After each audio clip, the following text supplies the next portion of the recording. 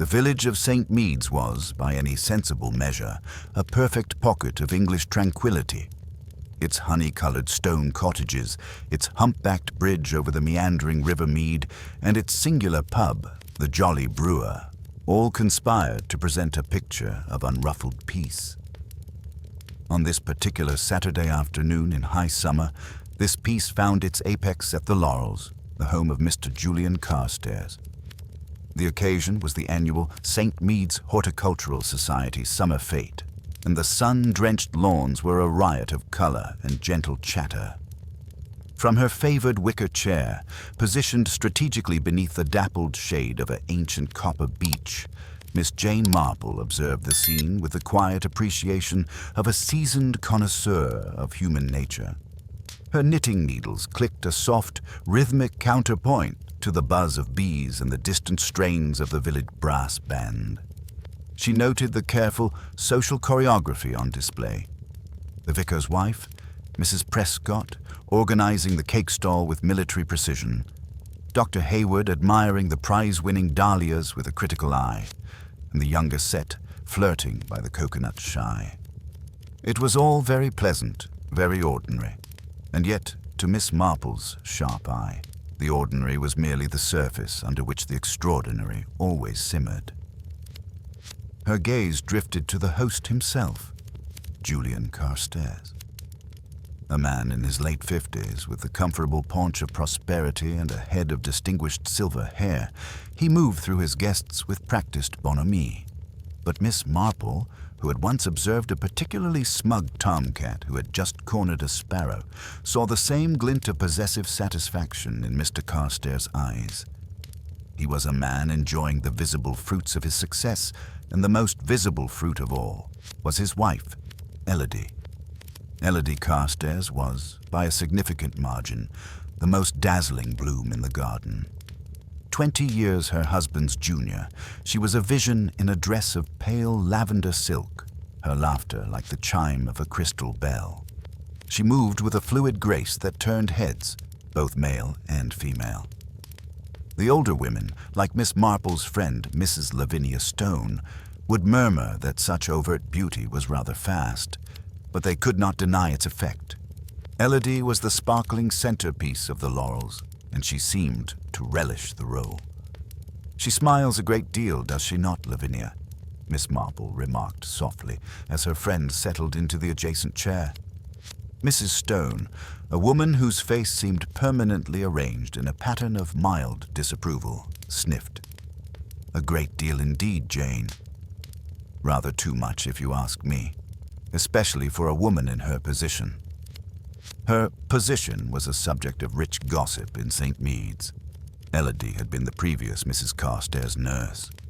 Old Mrs. Carstairs, an invalid of formidable stubbornness, had passed away somewhat unexpectedly, though not unexpectedly enough to prevent the doctor from signing a death certificate citing heart failure.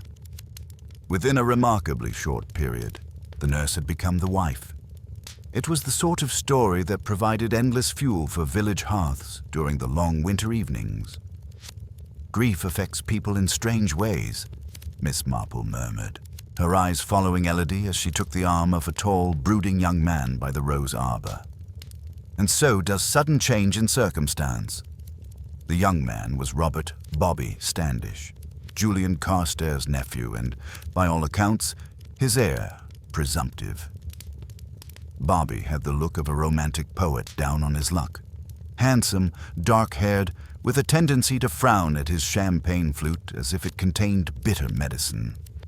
It was well known that he had been devoted to his aunt, the first Mrs. Carstairs, and his acceptance of his uncle's swift remarriage was a topic of much speculation. "He looks like a thundercloud," observed Mrs. Stone with relish. "They say he's terribly in debt again. Gambling, you know. Always at the horses.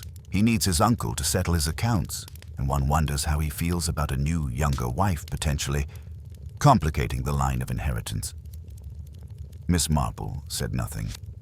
She was watching another figure, a woman standing slightly apart from the main throng, her plain, sensible dress a stark contrast to Elodie's silk. This was Miss Helena Reed, Julian Carstairs' personal secretary. A woman of indeterminate age, perhaps 40, with sharp, intelligent features and hair pulled back into a severe bun, she held a clipboard and wore an expression of long-suffering efficiency. She had been with Carstairs for 15 years, knew the intricacies of his business and his life with a thoroughness no wife, new or old, could ever hope to match. Miss Marple noted the way Miss Reed's eyes followed Elodie with a look that was not quite envy, but something colder, more calculating. It was the look of a chess player observing a flamboyant, but potentially reckless, move by her opponent. The afternoon wore on in a pleasant haze of tea, strawberries, and gentle competition.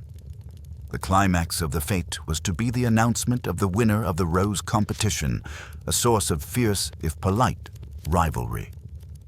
Julian Carstairs, an avid horticulturalist, had entered his prized Crimson Emperor, a rose of such deep velvety red it was almost black in its heart.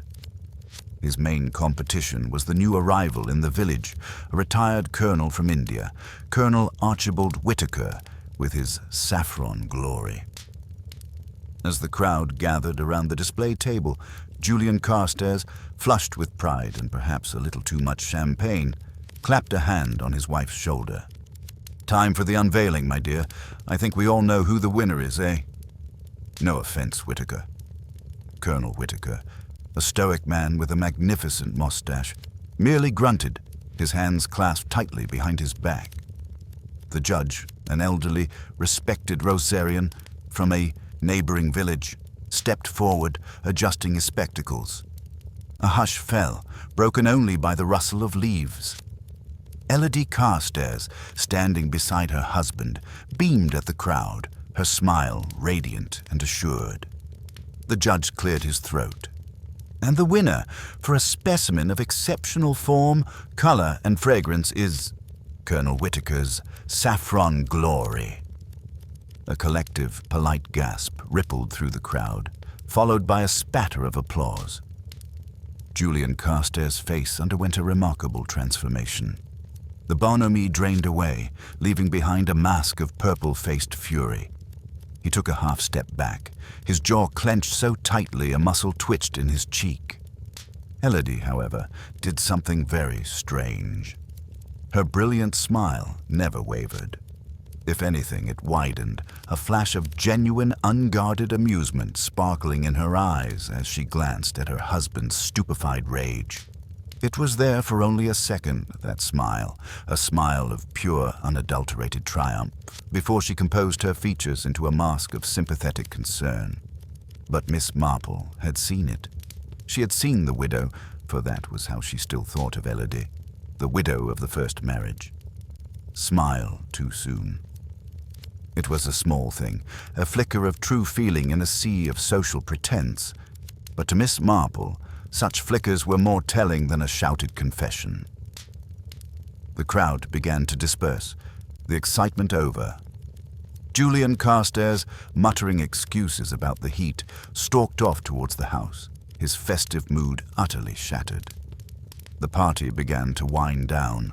The sun dipped lower, casting long, distorted shadows across the lawn. It was the colonel's young, terrier-like dog, snuffling at the base of the prize-winning rose bush, who found him. A series of sharp, excited barks drew the attention of a few stragglers. Colonel Whitaker himself went to retrieve the animal, his stern voice cutting through the twilight. "Tiberius, heel, what have you got there? Good God!" He stopped, his ruddy face paling. Pushed part way beneath the fragrant, thorny canopy of the defeated Crimson Emperor was the body of Julian Carstairs. His silver hair was matted with something dark and sticky, and the rich, cloying scent of the crimson roses mingled unpleasantly with another, more metallic smell. Lying beside his outstretched hand, as if placed there with deliberate care, was the silver rose-cutting knife, its blade stained a deep, unmistakable red. The scream, when it came, did not issue from Elodie Carstairs, who stood frozen at the edge of the patio, her lavender dress now the color of a bruise in the fading light. It came from Miss Helena Reed, who had come to look for her employer, and now stood, one hand clutching her throat, the other still holding her clipboard, her efficient composure utterly shattered. And from her chair under the copper beech, Miss Marple slowly, carefully, set her knitting aside. The peaceful English afternoon was over. The familiar, grim business of murder had begun, and in the still, heavy air, the widow's smile hung like an unanswered question. The following day, a Sabbath stillness lay over St. Mead's, but it was not the peace of the Lord. It was the thick, watchful quiet that follows a seismic shock. The brass band was silent, the laughter stilled. Conversations in cottage kitchens and over garden fences were conducted in hushed, urgent tones, punctuated by the clatter of teacups and the shaking of heads. The murder of Julian Carstairs was a stone thrown into the village's placid pond, and the ripples of gossip and speculation spread outwards, touching every soul. At the center of this maelstrom of whispered conjecture was, naturally, the police. Inspector Druitt, a competent, methodical man from the county town, had set up a temporary incident room in the back parlor of the Jolly Brewer. He was a man who believed in facts, in timetables, and in the obvious. And the most obvious fact to Inspector Druitt was the rose-cutting knife. It was not a common garden tool. It was a heavy, beautifully balanced piece of silver, monogrammed J.C., kept in a leather sheath on Julian Carstairs' own potting bench. It pointed, with what the inspector felt was almost poetic clarity, to a crime of passion sprung from the heat of a very public humiliation. The husband, scorned in a jealous rage, he muttered to his sergeant, a young man named Evans whose notebook was perpetually at the ready. Or the wife, perhaps, tired of his temper. It's always the spouse, Sergeant. 9 times out of 10. But the village had its own theories, more colorful and intricately woven than any police docket. In the cozy, chintz-filled sitting room of Rose Cottage, Miss Marple listened as Mrs. Lavinia Stone held forth with the authority of a prosecuting attorney. "It's as plain as the nose on your face, Jane," she declared, slicing into a seed cake with grim finality. "That woman, that Elodie, a nurse who marries her elderly, wealthy patient, it's the stuff of penny dreadfuls. She saw her chance when the first wife died. Conveniently, I might add. And now, with Julian making a fool of himself over that rose and showing his true colors, she decided to cash in her chips before he changed his will. Mark my words, she's got a lover tucked away somewhere, probably that handsome nephew. Bobby Standish does seem a rather intense young man," Miss Marple agreed mildly, pouring the tea. "But I understand he was financially dependent on his uncle. Killing the goose that lays the golden eggs seems a peculiar strategy for a young man in debt." "Ah, but perhaps the goose was about to stop laying." Mrs. Stone leaned forward, her eyes bright. Perhaps Julian had finally had enough of bailing him out. Or perhaps, she dropped her voice to a dramatic whisper, Bobby and Elodie are in it together. A lover's pact. She gets the freedom and the money, he gets his inheritance and the woman. It's practically a play by Mr. Shakespeare. Over at the Jolly Brewer, the theory was different. Among the farmers and the tradesmen, the weight of suspicion fell on Colonel Whitaker. "Stands to reason," argued Tom Bailey, the publican, as he polished a glass with fierce concentration. "The Colonel, he's a proud man, new to the village, wants to make his mark. Carstairs rubbished his rose, boasted about his own, made him look a fool in front of everyone. Then, when the Colonel wins, Carstairs storms off in a fury. A man like the Colonel, used to command, he wouldn't take kindly to that. A heated argument, a push, a blow with whatever was to hand. But the knife was Carstairs' own," pointed out Dr. Hayward, who was having a quiet pint after a long morning. He was a tall, weary-looking man who had seen enough of human folly to be skeptical of easy solutions. "Are you suggesting the Colonel lured him to the rose garden, then rummaged around on his potting bench for a weapon? It seems a rather convoluted way to commit a crime of passion." "Maybe he followed him," they argued, "and Carstairs threatened him with the knife himself," countered Bailey. "The Colonel, a military man, disarmed him, turned it back on him. self-defense-like. Dr. Hayward sighed. A blow to the back of the head, Tom, from behind. That doesn't sound like a fair fight or self-defense. It sounds like murder. Meanwhile, in the stark, orderly sitting room of the village hall where the Women's Institute was sorting jumble for the next sale, a different name was on everyone's lips. "That Miss Reed," said one woman, folding a moth-eaten sweater with unnecessary vigor. "She's the one I feel for. Devoted to Mr. Carstairs for years. Ran his life for him. Then that chorus girl waltzes in and takes her place. It must have been galling." "More than galling, Mabel," another chimed in. "She was in love with him, everyone knows that. All those years, waiting in the wings, and then to be so thoroughly supplanted. And did you see her face when they found the body? She was utterly distraught. That wasn't just shock. That was grief.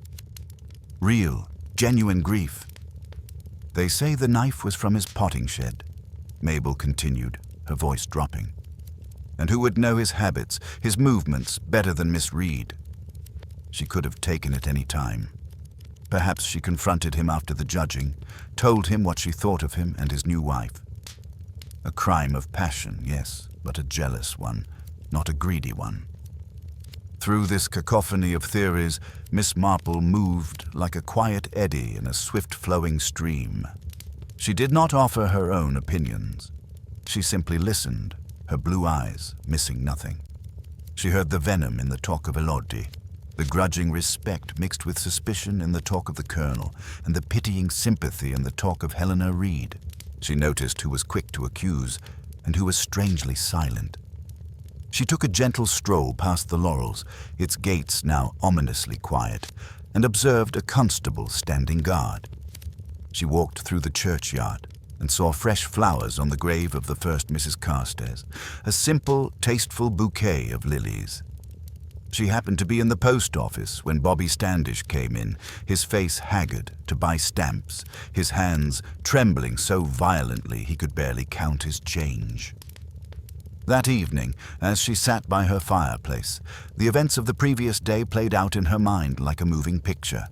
She saw Julian Carstairs' fury, Elodie's triumphant smile, Bobby's thunderous scowl, Helena Reed's sharp, watchful eyes, Colonel Whitaker's stoic pride. She thought about the knife, so conveniently placed. It was all so very obvious, so very neatly laid out. A little too neatly. The police, she knew, were closing in on Elodie. The motive was clear, the opportunity undeniable. It was the sort of case that looked splendid in a report. But Miss Marple, whose knowledge of human nature was rooted in a lifetime of observing the petty jealousies, the hidden loyalties, and the quiet desperations of village life, felt a deep unease. The solution, like a showy but poorly arranged bouquet, was attractive on the surface, but its components did not quite harmonize. There was a discordant note, and for Miss Marple, it had been the sight of a grieving, efficient secretary, her clipboard still in her hand, and the memory of a beautiful young widow who had smiled at her husband's humiliation just a little too soon. Inspector Druitt was a man who appreciated order, the chaos of human emotion as displayed in a murder investigation was an inconvenience to be managed and filed away. By Monday morning, he felt he was making excellent progress. He had a prime suspect, a clear motive, and a narrative that was both simple and satisfying. He had summoned Elodie Carstairs to the back parlor of the Jolly Brewer, which now smelled faintly of stale beer and officialdom. She sat opposite him, clad in unrelieved black, a stark contrast to the vibrant woman of the garden party. Her beauty was undimmed, but it was now ethereal, fragile. She clutched a lace handkerchief, and her eyes were red-rimmed. "This is very difficult, Mrs. Carstairs, I know," the inspector began, not unkindly. "But we must establish the facts. You and your husband had a disagreement after the rose competition was announced?" Elodie's voice was a soft, broken thread. "A disagreement?" "No, Inspector. Julian was upset, furious even. He took these horticultural matters very seriously. He said some unkind things. He felt Colonel Whittaker had bribed the judge. She dabbed at her eyes. I tried to calm him, but he stormed off towards the house. That was the last time I saw him alive. And what did you do then? I mingled. I felt terribly embarrassed. Spoke with the vicar's wife for a time, then with Miss Reed. The party was winding down. I assumed Julian had gone inside to cool off. I had no idea. A fresh tear traced a path down her pale cheek. It was a flawless performance of grief-stricken widowhood. But Inspector Druitt, for all his belief in the obvious, was not a complete fool. He had done his homework. "Your marriage to Mr. Carstairs was a happy one?" he asked, his tone neutral. Elodie's gaze flickered upwards, meeting his for a fraction of a second too long. Of course, he was a wonderful, generous man, even though he was 25 years your senior. And you were, until recently, his employee? The color rose slightly in her cheeks. Our relationship deepened after his first wife's passing. We found solace in one another. And his nephew, Mr. Standish. How did you find your relationship with him? This time the reaction was more pronounced, a slight stiffening of her shoulders. Bobby is a troubled young man. He resented me. He felt I had supplanted his aunt, which, of course, was nonsense. There was room in Julian's life for both of us. Inspector Druitt made a note. He had already interviewed Bobby Standish, who had been sullen and uncooperative, his story a muddle of being by the river, thinking, and then in the library, having a drink. His alibi was non-existent, and his motive, a threatened inheritance and a possible entanglement with his uncle's beautiful wife, was compelling. The inspector saw a potential conspiracy taking shape. Perhaps Mrs. Carstairs was not acting alone. Later that afternoon, he paid a call at Miss Marple's cottage. It was a matter of routine to see if any of the village's more observant residents had noticed anything amiss. He found her in her garden, carefully deadheading roses with a pair of secateurs that looked older than he was. "Miss Marple, Inspector Druitt. I wonder if I might have a word about the tragic events at the Laurels." "Of course, Inspector," she said, smiling gently. "How can I help? Would you care for some lemonade? It is rather warm." He declined, getting straight to the point. "I understand you were seated under the copper beech during the fete. Did you happen to see anyone going towards the rose garden after Mr. Carstairs stormed off?" Miss Marple's gaze grew distant, as if consulting a private ledger. "Well, let me see. Colonel Whittaker went to retrieve his dog, of course, but that was much later. Poor Miss Reed went that way, looking for Mr. Carstairs, I believe, and young Bobby Standish was seen near the rhododendron walk, which does lead in that general direction." She paused. "And then there was the delivery boy." Inspector Druitt, who had been nodding along, stopped. "Delivery boy? Oh, yes. From the chemist in Market Basing. I remember because his bicycle had a rather loud click in the rear wheel. Distinctive sound. He went around the side of the house, towards the back garden, just after the judging concluded. But he was only there for a moment. He came back almost immediately, without his parcel, and cycled away." The inspector made a note. It was probably irrelevant. A boy delivering a prescription. Still, he would check. "Did you see anything else? Any altercations? Heated conversations?" Miss Marple snipped a withered bloom. People's voices were raised, Inspector, but it was a party. Mr. Carstairs himself was quite loud in his disappointment. But as for anything specific, she shook her head. "It is all such a muddle. Human nature is so very complex, is it not? It reminds me of a little incident we had here some years ago with the church organist. He seemed the most placid of men, but he had a secret passion for betting on greyhounds. It led him to do the most irrational things, all while maintaining a perfectly calm exterior. Appearances can be so deceptive." Inspector Druitt suppressed a sigh. He had no time for rambling anecdotes about church organists. "Indeed. Well, thank you for your time, Miss Marple." As he walked away, he dismissed the old woman's musings. He was building a case, not a philosophy of human frailty. He had his timeline, his suspects, and his murder weapon. What he needed now was a confession or a piece of forensic evidence to tie it all together. Meanwhile, Miss Marple finished her deadheading and went inside. She had not mentioned to the inspector the one thing that troubled her most, the expression on Elodie Carstairs' face when the winner was announced. That flash of triumph. It was not the look of a woman who feared her husband's temper, nor of a conspirator about to execute a deadly plan. It was the look of someone who had just won a small, private victory. What that victory was, Miss Marple could not yet say, but she was certain of one thing. It had nothing to do with a plan to commit murder. The obvious solution, like the most obvious bloom in a garden, often drew the eye away from the more subtle and sometimes more poisonous plants growing in the shadows. And Miss Marple had a growing conviction that Inspector Druitt was looking directly at the wrong flower. By Tuesday, the investigation had solidified around two figures, Elodie Carstairs and Bobby Standish. The village, having chewed over every possible permutation of their guilt, now watched with bated breath as the police, in their view, tightened the net. Inspector Druitt felt the satisfying click of pieces falling into place. He had discovered, through discreet inquiries at the bank, that Julian Carstairs had visited his manager on the Friday before the fete.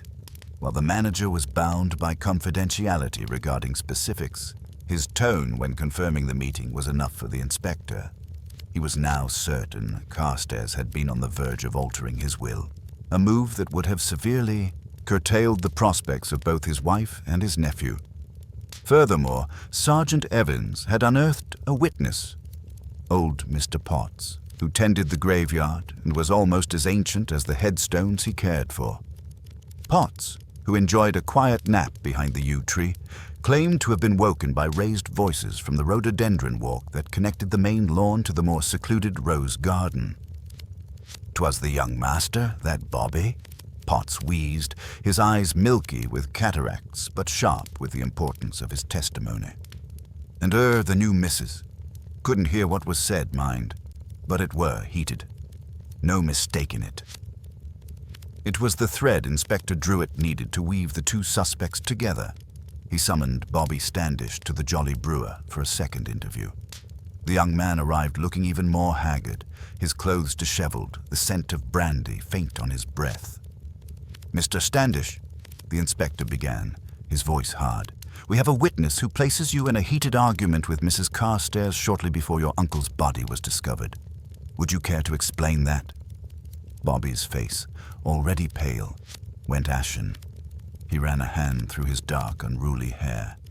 "It was nothing, a silly quarrel." "About what?" About my aunt. My first aunt, Agnes. Elodie said something dismissive about her.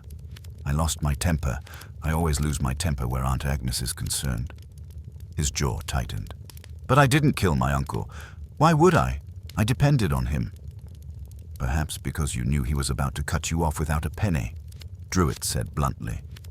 "Perhaps because you and Mrs. Carstairs had an understanding, a plan to remove the one obstacle to your mutual prosperity." Bobby shot to his feet, his chair scraping loudly on the stone floor. "That's a lie. There is no understanding. She's a gold digger, but I couldn't." He slumped back down, the fight draining out of him. "I was by the river. I didn't see anyone. I have no alibi, but I'm not a murderer." The inspector didn't believe him. The passionate denial, the lack of an alibi, the financial motive, it was all textbook. He was now confident that Bobby and Elodie were acting in concert. He just needed one of them to break. Later that day, Miss Marple received a visit from a flustered Mrs. Stone. "Jane, it is all over the village. Bobby and that woman were seen arguing. The inspector has all but arrested them both. I knew it, a lover's pact." "Did you, Lavinia?" Miss Marple said, offering her friend a slice of ginger cake. "It does seem to fit the facts, doesn't it?" like the wrong piece of a jigsaw puzzle that one can force into place if one presses hard enough. What do you mean, the wrong piece? I mean, Miss Marple said, brushing a crumb from her lap, that the argument, if it happened, was about the first Mrs. Carstairs. Bobby was devoted to her.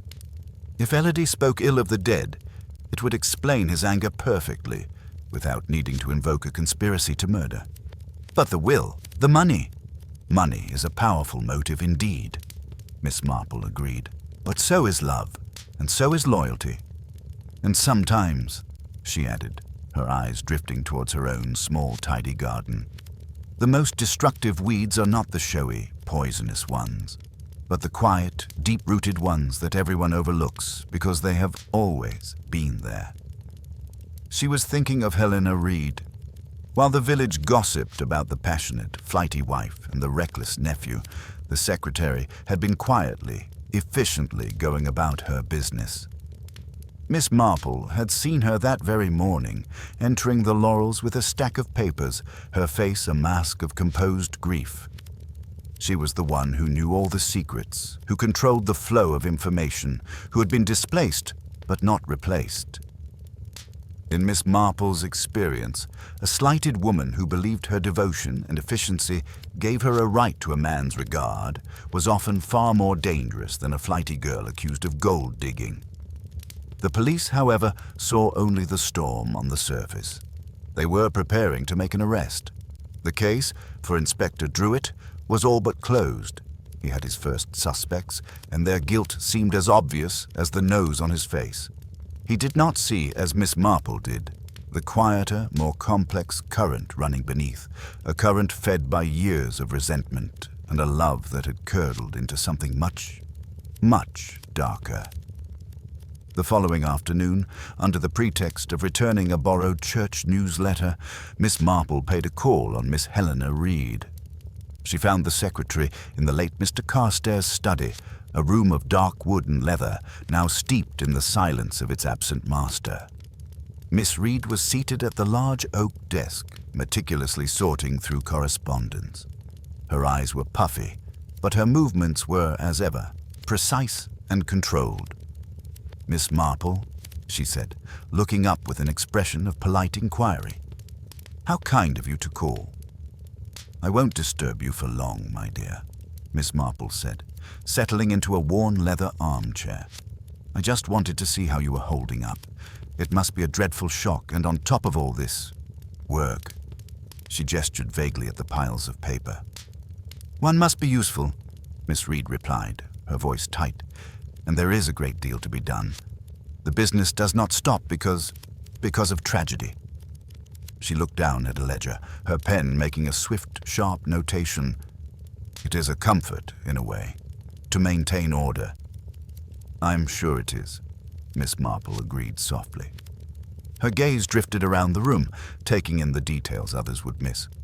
The absence of personal photographs, the perfectly sharpened pencils, the way Miss Reed's own small personal blotter was aligned exactly parallel to the edge of the vast desk.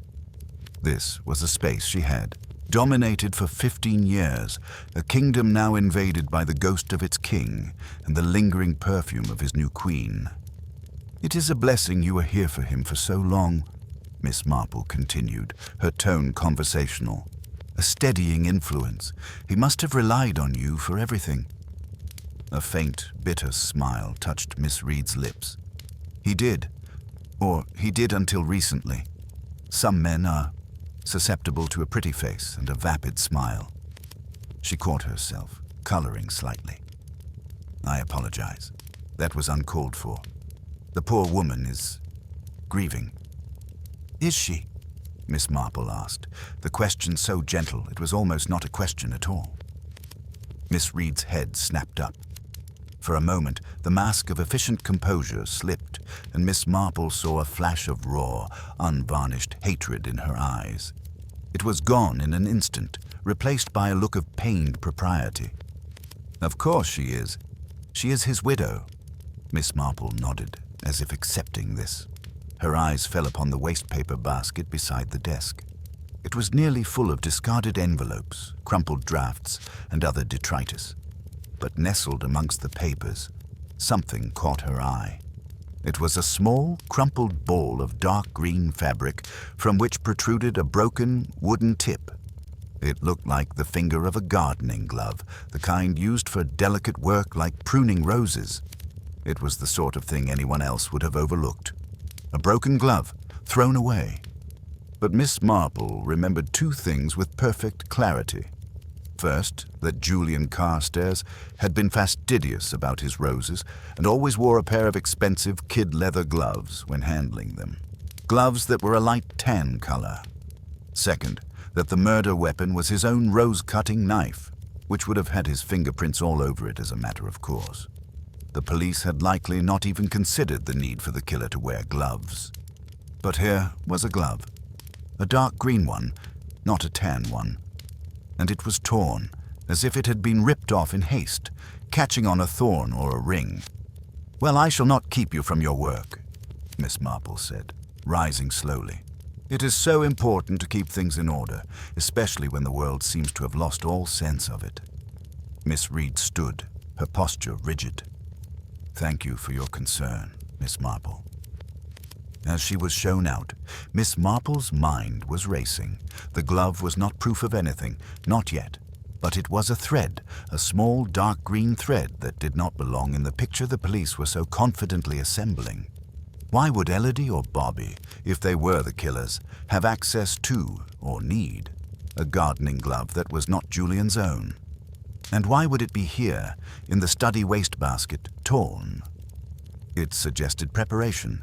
It suggested someone who had thought to conceal their fingerprints, but who had been flustered enough afterwards to damage the glove in the process of removing it. It suggested a killer who was methodical, but not entirely calm. Someone who had planned the act, but for whom the reality of it had induced a moment of panicked carelessness.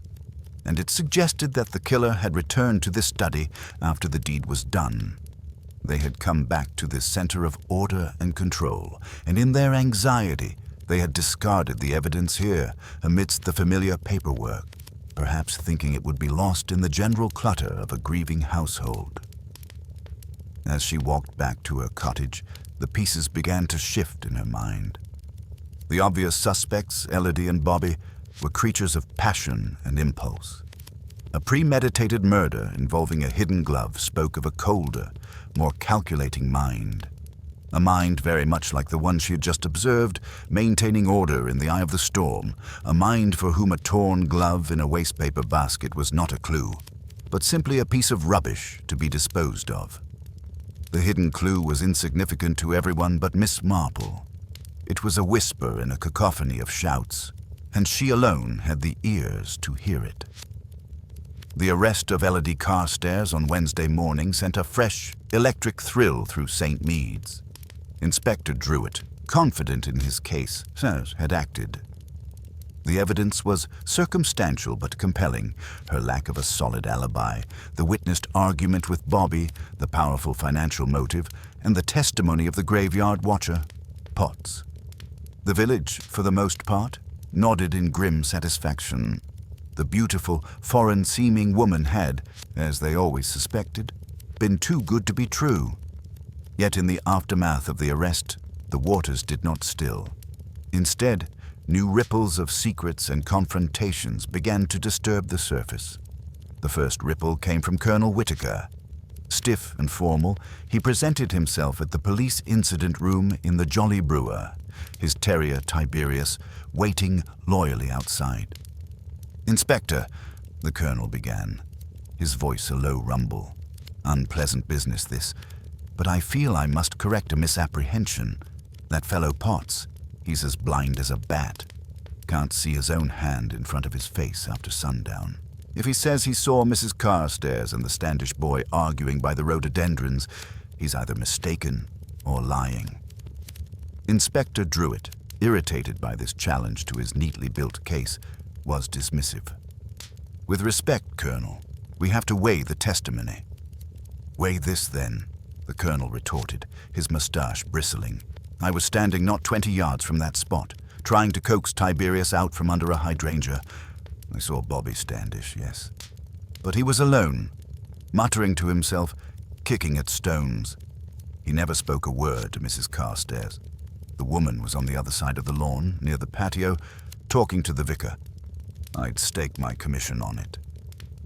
This was an inconvenient wrinkle. Druitt filed it away, attributing it to the Colonel's desire to be contrarian or a faulty memory of his own. The second ripple was more significant. Miss Marple, having pondered the matter of the green glove, decided a little gentle gardening was in order. She took her trowel and a small basket and made her way to the churchyard, where the grave of the first Mrs. Carstairs, Agnes, was one of the best tended. As she weeded around a nearby plot, she was joined by Dr. Hayward, who had come to pay his respects to an old patient. "A sad business, Miss Marple," he said, his kind, tired eyes on Agnes Carstairs' headstone. "Indeed, Doctor. She was a great friend of the vicar's wife, I believe, a very active member of the Altar Guild." "She was," Dr. Hayward agreed. He paused, then added, almost to himself, "A stubborn woman, terribly stubborn." "In her illness, you mean?" "In everything." He sighed. She refused to believe she was as ill as she was, hated being an invalid, hated the reliance on others. He glanced towards the laurels. She fought every treatment, every pill. It made her final decline very difficult. For everyone. Miss Marple stopped her weeding and looked up at him. "How very trying for you, Doctor. And for Nurse Elodie, I imagine. It cannot be easy, caring for a patient who resents their own infirmity." Dr. Hayward's face clouded with a complex emotion. "Nurse Elodie was a saint, utterly professional, far more patient than I." He shook his head. "It's a nasty business, this arrest. I'm not sure. Well, it's not for me to say." "What isn't, Doctor?" Miss Marple asked gently. He hesitated, then lowered his voice. "Agnes Carstairs' death. It was expected, of course. Heart failure, compounded by general weakness. I signed the certificate without a second thought, but now, with all this, one wonders. She deteriorated so rapidly in those last few weeks. It was almost as if she had simply given up the fight." The implication hung in the quiet churchyard air, more devastating than any shouted accusation. Miss Marple felt a cold certainty settle in her bones. The death of the first Mrs. Carstairs had not been murder, she felt sure. But had it been helped along? Not by a dramatic poison, but by a subtle campaign of psychological pressure. A careless word here, a missed dose of medicine there, a constant, gentle reminder of her own helplessness. A skilled nurse or a devoted secretary with access to the sick room could have achieved such a thing without leaving a single trace. And the beneficiary would not have been the nurse, not directly. It would have been the man they both, in their own ways, loved. One hoping to marry him, the other hoping to keep him. The final ripple was the most public. That evening, a furious confrontation erupted outside the laurels between Bobby Standish and Helena Reed. Miss Marple, taking her evening constitutional, witnessed it from the lane. "You did this!" Bobby shouted, his voice raw with drink and despair. He was pointing a trembling finger at Miss Reed, who stood frozen on the doorstep. "You with your whispers and your lists and your bloody efficiency. You turned him against me. You always did." Miss Reed drew herself up, her face pale but stern. "I did no such thing, Robert. Your own behavior turned him against you. Your debts, your idleness. He was going to give me another chance. I know he was. Until you got to him, you couldn't bear the thought of him caring for anyone but you, could you? Not Aunt Agnes, not me, and certainly not Elodie." "Get off this property," Miss Reed said, her voice like ice, "before I call the police." Again. As Bobby staggered away, sobbing with rage, Miss Reed's eyes met Miss Marple's across the gate. For a single, unguarded moment, there was no grief, no efficiency, no propriety in her gaze. There was only a cold, defiant triumph. It was the same look Miss Marple had seen on Elodie's face at the garden party, but where Elodie's had been a flash of heat, This was the enduring chill of permafrost. The secrets were out now. The colonel's testimony challenged the official story. The doctor's doubts cast a long shadow over the first death, and Bobby's outburst had laid bare the toxic devotion that had festered for years at the heart of the Laurels. The obvious case against Elodie was beginning to look less like a solution and more like a convenient screen, behind which a much older, much darker story was finally playing out. The case against Elodie Carstairs, so robust in the quiet of the police incident room, began to fray at the edges when exposed to the harsh light of the courtroom. The preliminary hearing was a brief, formal affair, but it was enough to introduce doubt. Elodie's barrister, a sharp young man from London, made quick work of the prosecution's foundations. He presented a signed statement from Colonel Whitaker, reiterating that he had seen Bobby Standish alone and distraught, not in conversation with the accused. He then produced a surprise witness, the delivery boy from the chemist, whose bicycle had a clicking rear wheel. The boy, nervous but clear, testified that he had delivered a parcel of medicinal supplies to the Laurels and had seen, through the open French doors of the study, Mr. Julian Carstairs alive and arguing with another person after the time the prosecution claimed Elodie had argued with him. "And can you describe this person?" the barrister asked. "It was a woman, sir," the boy said, "but not the lady in the black dress here." He pointed to Elodie. "This one was older, had her hair pulled back tight. She was waving some papers at him, she was."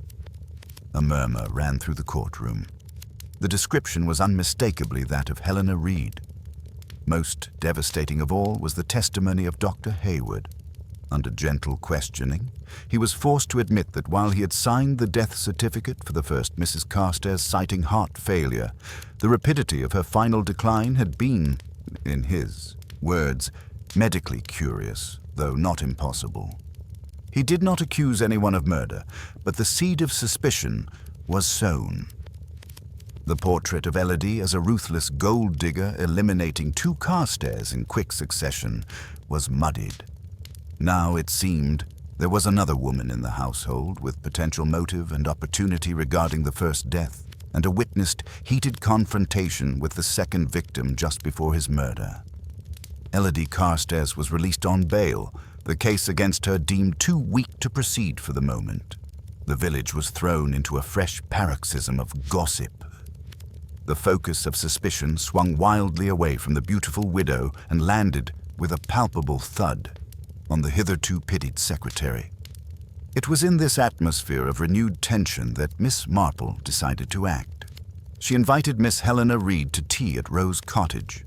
The invitation was extended under the guise of discussing a small bequest Julian Carstairs had made to the Church Restoration Fund. A plausible excuse, as Miss Reed had handled all his charitable giving. Helena Reed arrived precisely on time, dressed in a severe grey suit that seemed to absorb the cheerful light of Miss Marple's sitting room. She accepted a cup of tea and a single digestive biscuit, which she placed untouched on the saucer. "This is a kind thought, Miss Marple," she said, her voice carefully modulated, "though a sad occasion for it.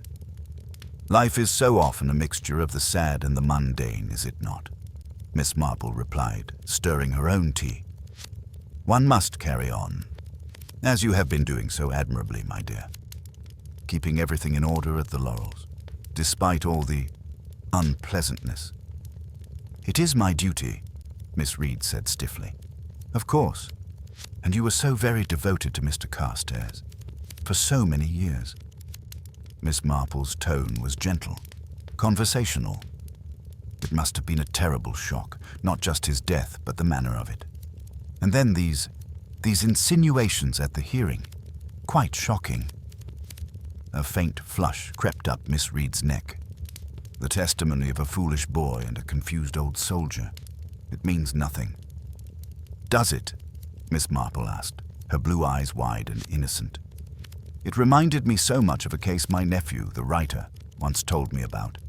A man was found dead, and everyone suspected his new, flashy business partner. But it turned out to be his old, trusted clerk.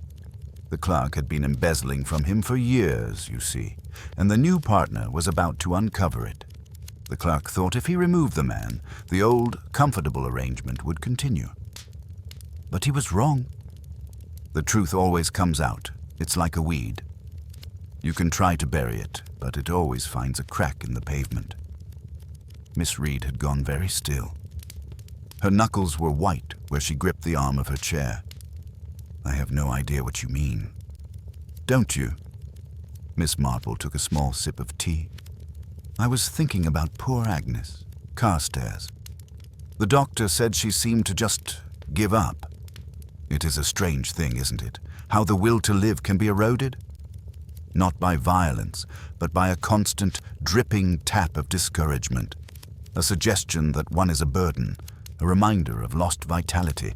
A skilled administrator could orchestrate such a thing without ever raising her voice." She let the words hang in the air. Miss Reed's face was a rigid mask, but a tiny muscle twitched at the corner of her eye. "And then, of course, there is the matter of the will," Miss Marple continued, as if discussing the weather. "The police seem to think Mr. Carstairs was about to change it, to cut off his nephew and perhaps curtail his wife's inheritance.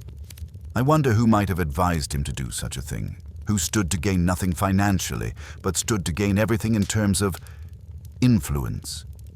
If the wife was disgraced or imprisoned, and the nephew was disinherited, who would be left? The loyal secretary, the one person who truly understood him, the one who could keep his memory and his household perfectly in order." Helena Reed stood up so abruptly, her teacup rattled in its saucer. "This is outrageous. I will not sit here and listen to these vile fantasies. You are a malicious old woman." "Am I?" Miss Marple said, her gaze steady and unnervingly clear. "Or am I simply someone who has lived long enough to recognize the pattern of a particular kind of sin? It is not the sin of passion, my dear. It is the sin of possession, and it is, in my experience, far more deadly." Without another word, Helena Reed turned and swept out of the cottage, her back ramrod straight. Miss Marple did not move. She simply finished her tea, her mind working calmly.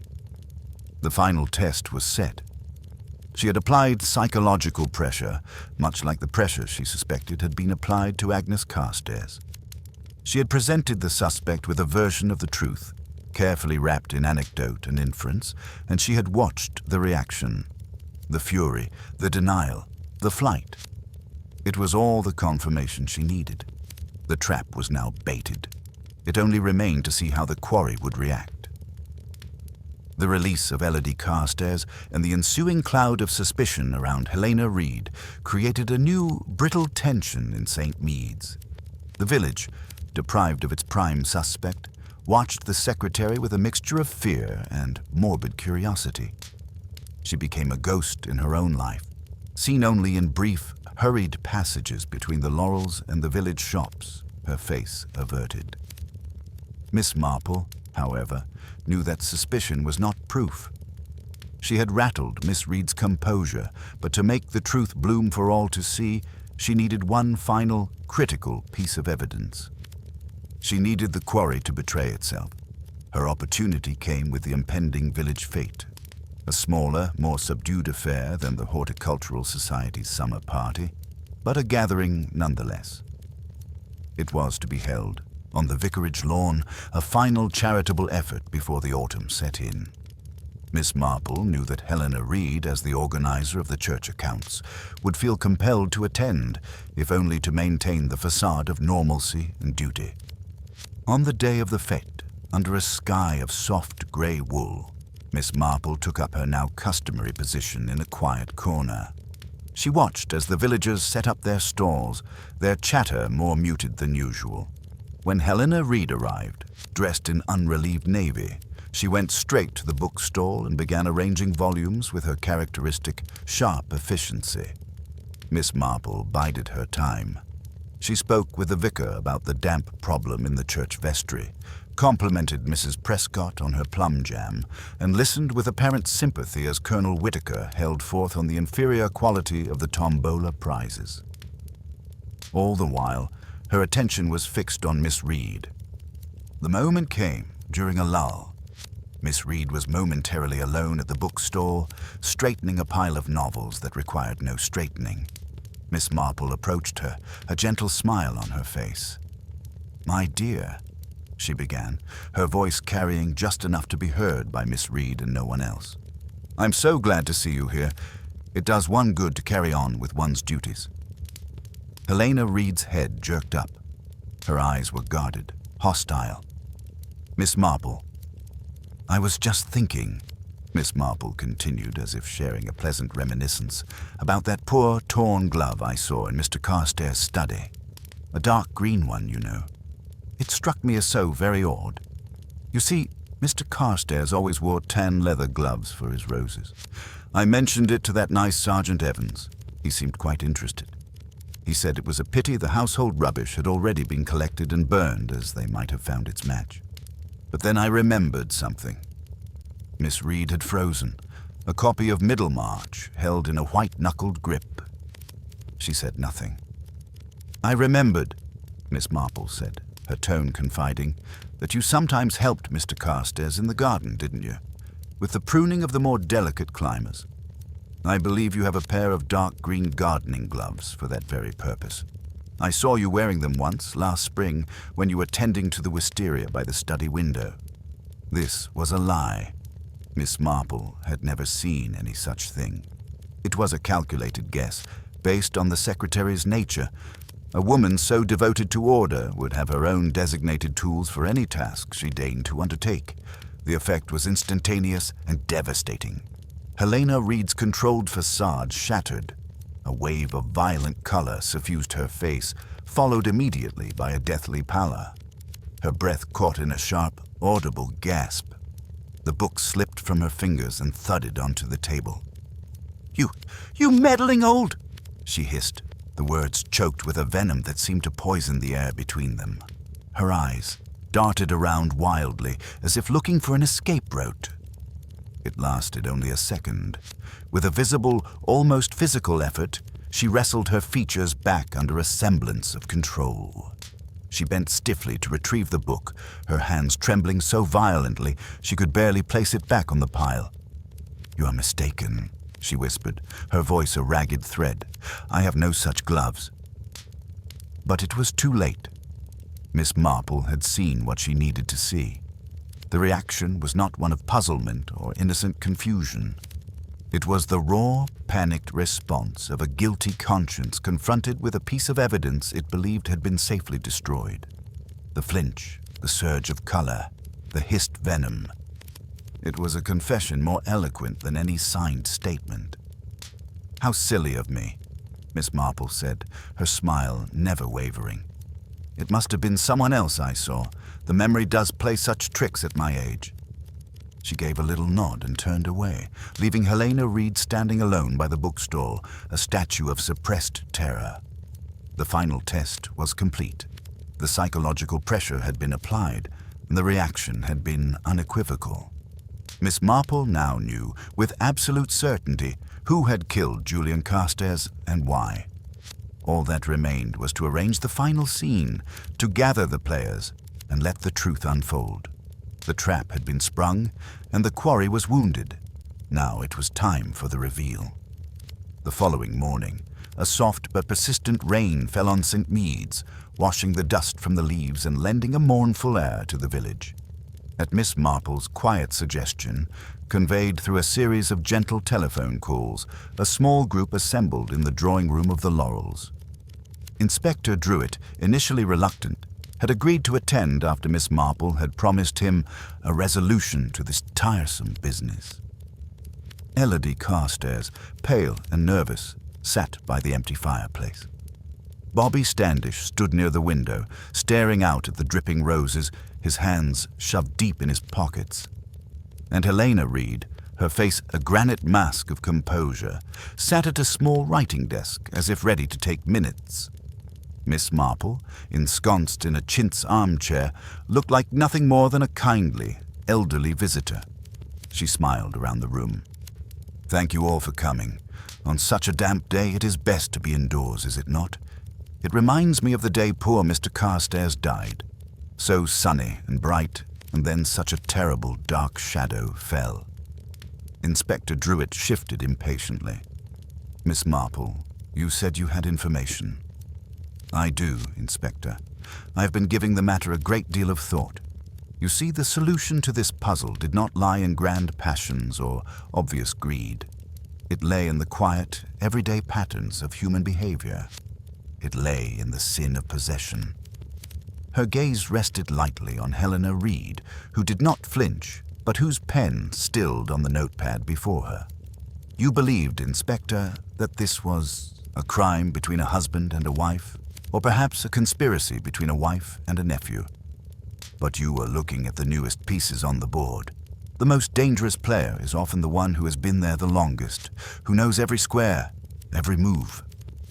She turned to Elodie. My dear, when the rose competition was lost, you smiled. I saw it. It was not a smile of malice, but one of private satisfaction. You were not smiling because your husband was dead. You had no thought of that then. You were smiling because, for the first time, you saw the great and powerful Julian Carstairs humbled. You saw the tyrant in his garden shown to be a mere mortal. It was a small, personal victory for a young woman who had been bought and displayed like another one of his prize blooms. Is that not so? Elodie's eyes filled with tears. She nodded mutely. And you, Bobby, Miss Marple continued, her tone gentle. Your argument with Mrs. Carstairs was not about murder. It was about your Aunt Agnes. You loved her dearly, and you resented anyone speaking ill of her.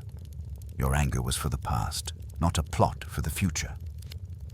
Bobby turned from the window, his face a mixture of shame and relief.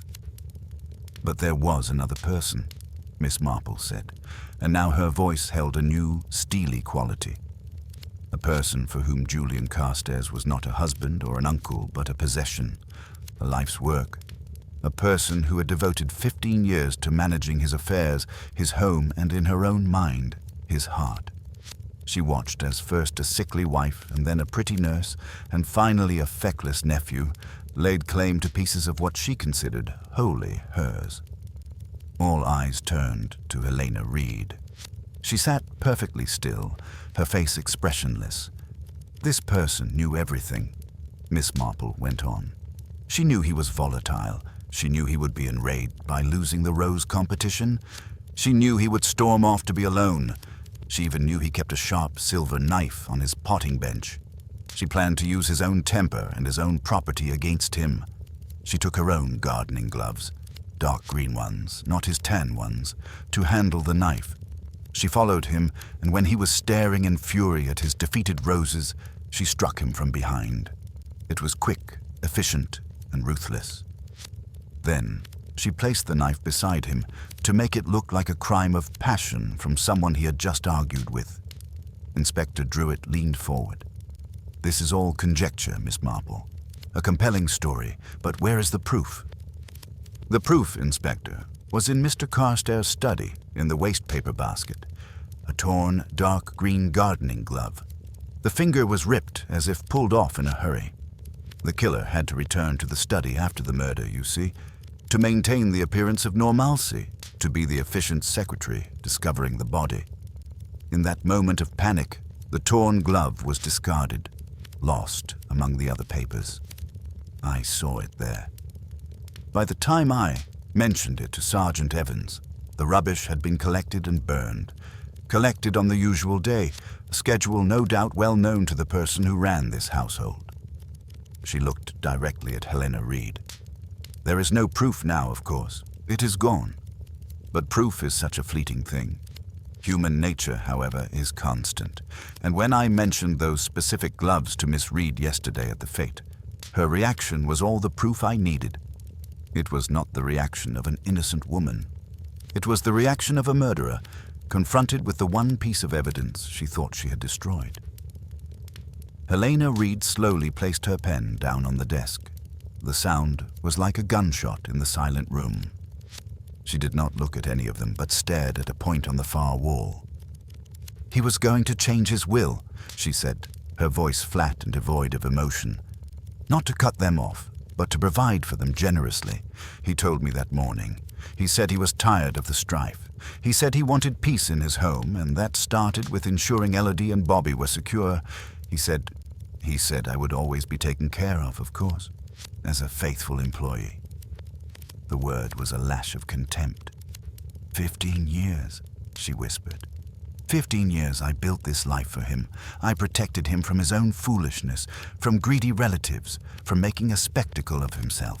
I made everything perfect, and he was going to throw it all away for peace. He was going to reward their mediocrity and their grasping ways. He was going to reduce me to a pensioner, after all I had done, after I had cleared the path for him. A horrified understanding dawned on Elodie's face. "Agnes, you helped her die." "I encouraged her," Helena corrected, a terrible smile touching her lips. "I reminded her daily of her helplessness, her pain, how she was a burden to the vibrant, important man she had married. She simply gave up. It was what was best for Julian, and then you came." Her eyes, burning with hatred, fixed on Elodie. "With your youth and your smiles, stealing what I had worked for, what was rightfully mine.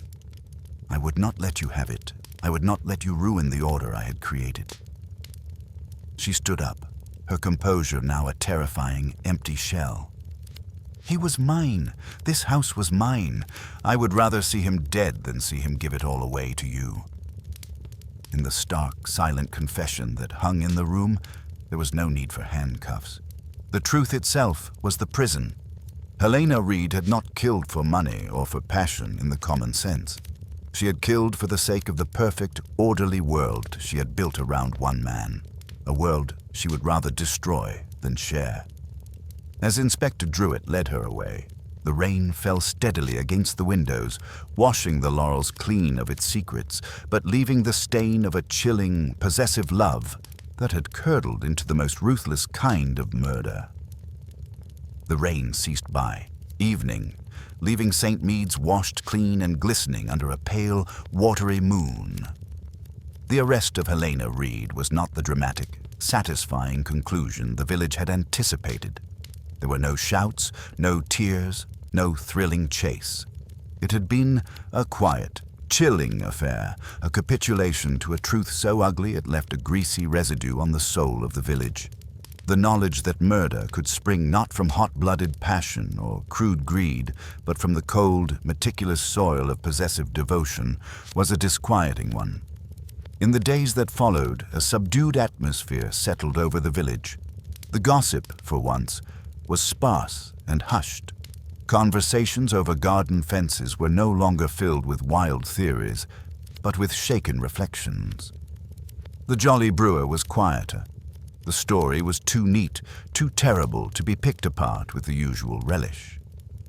Elodie Carstairs, freed from the shadow of the gallows, found herself the mistress of a house she had never truly controlled. She was wealthy, young, and free, but the freedom tasted of ashes. She had been a pawn in a game she hadn't understood, both coveted and resented for a position she had never sought with any real malice. She announced her intention to sell the laurels and return to her family in the north, a decision met with a general, if unspoken, sense of relief from the village. St. Mead's did not know what to do with a beautiful widow who was neither a murderess nor a saint, but simply a young woman who had made an unfortunate marriage and survived its horrific end.